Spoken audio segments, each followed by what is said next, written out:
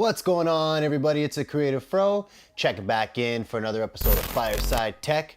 I hope you enjoyed your week and are ready to learn something new, because today I wanted to talk to everyone about HDR photography. So HDR is a technology that improves the range of color and contrast in a digital image. And what HDR stands for is high dynamic range. Before I dive into today's tutorial, don't forget to hit the big red subscribe button if you have yet to already, and also turn that notification bell on just for fun. An HDR photo is created by capturing multiple images with different exposures at the same time. Instead of taking a single photo, the camera captures 3 or more photos in a quick sequence using different exposure values. HDR image processing is useful when taking photos of scenes with high contrast. So the first thing you're going to need is a camera, and I'm going to be using the Canon M5 for this tutorial. And all we have to do to set up this HDR setting is go to the back of our camera, hit the menu tab, and in that subfolder we're going to go over to number 4, and you're going to see AEB at the bottom, and that is the HDR photography setting. And now what you're setting here when you make this adjustment is the exposure that each photo will be taking at. So for this setting that I have right now on my camera, it's going to be taking a photo at -2 exposure, one at 0 exposure, and then one at +2 exposure. And then after we're going to combine each 3 of those exposures to make one photo. All you're going to want to do is make sure that you keep your ISO low as possible for the least amount of grain in your photo. Depending on what you're trying to get in focus, you want a wide aperture to get everything in focus and to make sure that the photo comes out clear. One last thing you'd want to keep in mind is moving subjects in the photo, because when these photos are taken, you don't want a trail of a person walking by, because that can ruin the photo, or a car driving by possibly too as well. And also, if you have a tripod, that would be handy so your camera stays as steady as possible while taking the photo. So why don't we jump outside and grab these photos, and then after we'll edit them in Lightroom.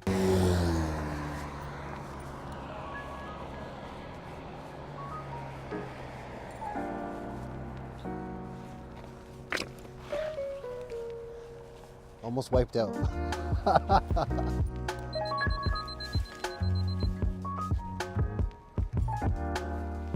Should be going now.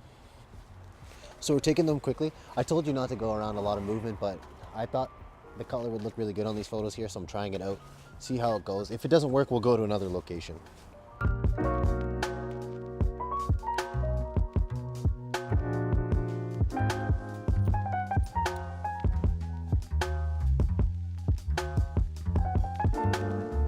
All right, so what I'm doing right now, we're at Andy Postos. This is our second location, and I'm gonna take an HDR photo of the front entrance here. There shouldn't be any movement this time, so the photo should come out a little bit better. And also a few quick tips I want to give you guys right here when you're out on location. What you want to use for your shooting mode is AV mode. That's aperture priority. And this, all you have to do is set up the f-stop. So I opened it up to 13 here, which is wider, so it let in a lot of light and we can get more detail in this building. And also, another suggestion to reduce camera shake is set the timer for 2 seconds. So after you release your finger from the shutter after taking the photo, it shouldn't shake. I'm gonna take a photo right now so you guys can see how it looks. Yeah, I can do it again.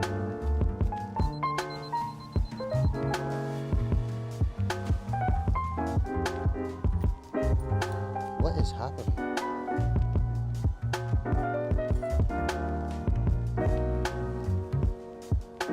All right, so that concludes the photo portion. We'll jump on Lightroom and I'll show you how I can merge these HDR photos together and add a final edit to your pleasing. Catch you behind the screen.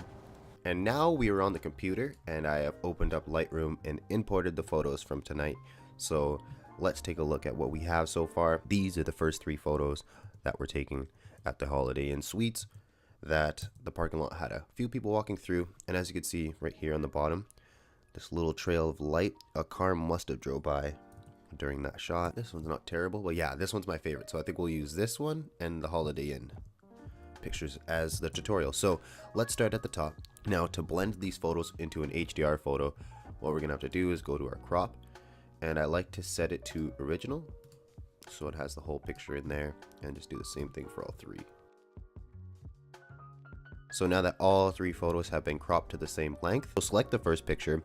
Now hold down shift and click the third picture. So now you can see all 3 of these photos are highlighted, and from here we're going to right click and select photo merge and HDR. Now it's just creating the HDR preview right now. Okay, so here is our HDR photo, and as you can see, we still have that trail right in the middle, so I'm gonna try my best to get that out. So over here, if you do have any kind of light trail or any kind of motion in your picture, you can try to use the de-ghosting amount here. And for this photo, I'm gonna set it to high and see what it does. See if it takes up this light, because de-ghosting does help remove some of the movement that happened in the photos. Okay, look, and now that line's gone. So I put on high de-ghosting and that line is no longer there. After, you're gonna click merge. So just give that a second, let that create the image, and then we're gonna edit it. But an easy way to find out which one's your photo, all your other ones are called DNG. So you'll see DNG, and I'm looking right here as I'm going through the photo. So that's a DNG, that's a DNG, and this is the HDR because it says HDR.DNG. And you can see there is no trails in this photo, so that's the one we just made. So now what I'm going to do is select the white balance, and when I shot this photo, I was in auto white balance. For this purpose, in editing the photo, I could set the white balance myself. So now this is up to you, to the photographer's mind, which way you want to balance the photo. So I think I'm liking it a little bit more on the blue side here. All these adjustments I'm making now are up to my liking, so other people might edit this differently, but this is how I think the photo looks best.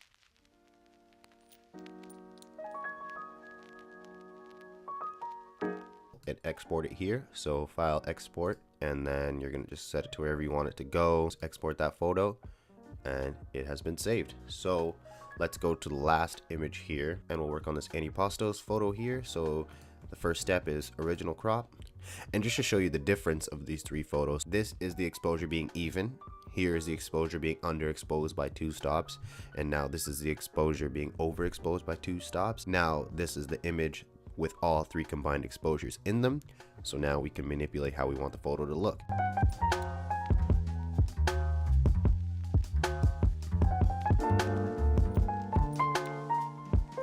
And there's your HDR photo, so just export it.